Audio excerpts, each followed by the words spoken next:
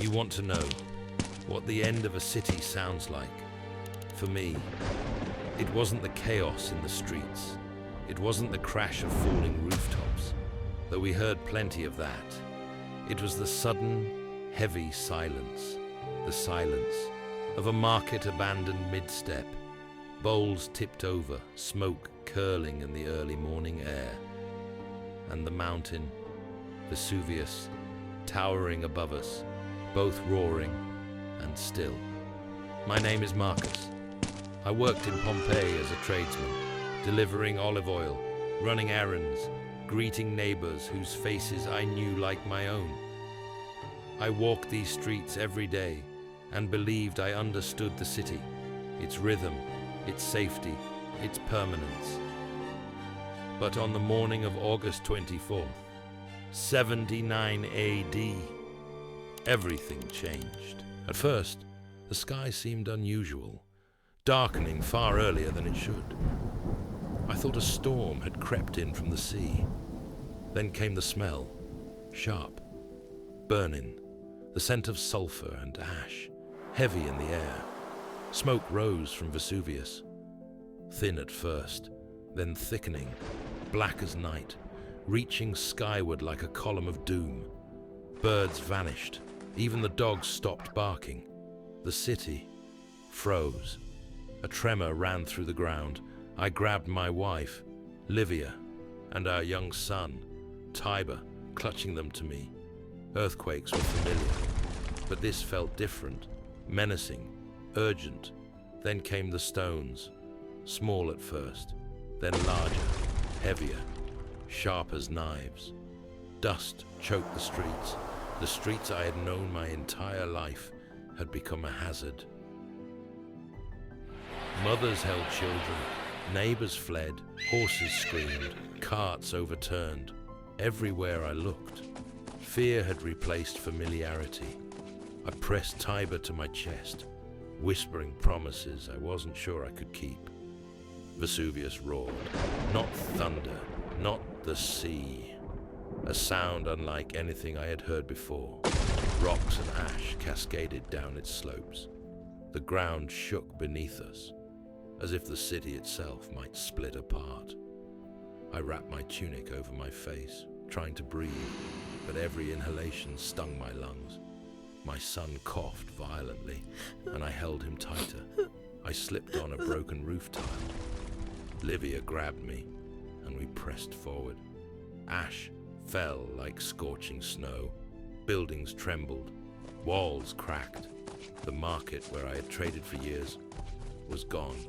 Familiar streets disappeared under rubble. Neighbors I knew lay buried.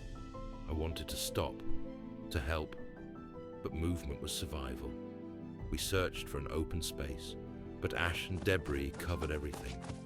The forum, usually bustling with life, was a grey wasteland. The sky glowed red through the smoke. Every step was a struggle. Every breath was fire. Minutes stretched into hours. Every heartbeat was a fight against death itself. Finally, we found shelter in a partially standing building, a home, perhaps, or a shop. Others had crowded inside. The walls provided some protection, but the air was still thick with heat, dust, and sulfur. We huddled together, covering our faces, listening to the mountains roar. Tiber trembled against me. Livia whispered what I could not say. Time became meaningless. The eruption continued, relentless. The world we knew disappeared, layer by layer, under ash and fire. People screamed, then fell silent. The air was nearly unbreathable. I held Tiber closer, praying, hoping, refusing to believe it might be the end. Somehow, instinct and love kept us alive. After we wandered, searching for survivors, occasionally someone staggered toward us, coughing, eyes wide in disbelief. Some cried for lost family members. Others walked silently, too stunned to speak. The city we knew had vanished in moments. Looking back, I understand why. Vesuvius had slumbered for centuries. No one expected it to erupt. There were no warnings, no alarms, no preparations. We had lived under its shadow, thinking it harmless, a permanent backdrop. But the mountain was alive, powerful, and indifferent to human lives. Yet it wasn't only the eruption, it was our ignorance. We were proud, comfortable, convinced life would continue as always. That combination, sudden eruption and human unawareness, turned nature into an unstoppable force. Even after the worst of the eruption passed, Pompeii remained a wasteland. We searched for family and neighbors, carried the injured where we could, moved cautiously through ash and rubble. Every step reminded me of what had been lost.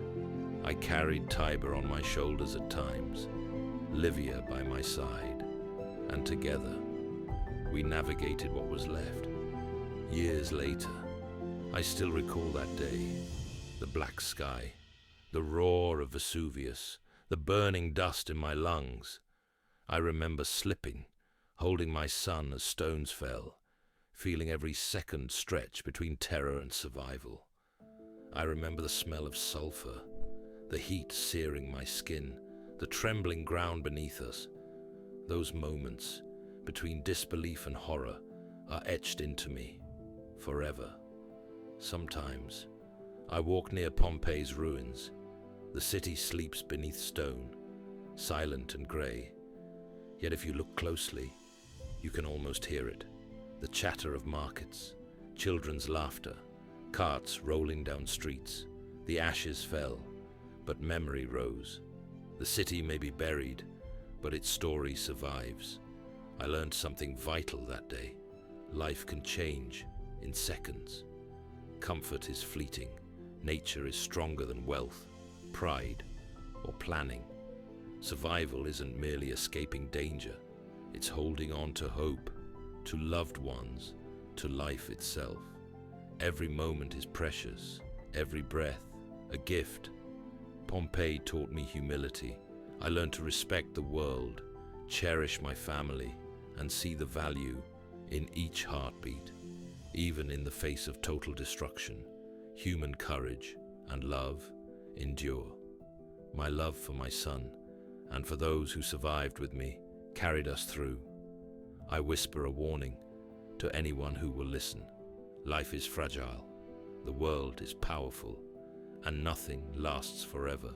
We cannot control it, but we can prepare, survive, and remember. Every day is precious, every moment matters. That is why I survived. Marcus of Pompeii. Not luck alone, not strength alone, but awareness, love, and the will to hold on. The city may have fallen, but its memory remains. The ashes may have buried Pompeii, but its story rises above the stone. The ashes fell, but memory rose. The city sleeps beneath stone, yet its story whispers through time. Life is fragile, fleeting, but hope survives. Remember the past, hold the present, cherish every tomorrow.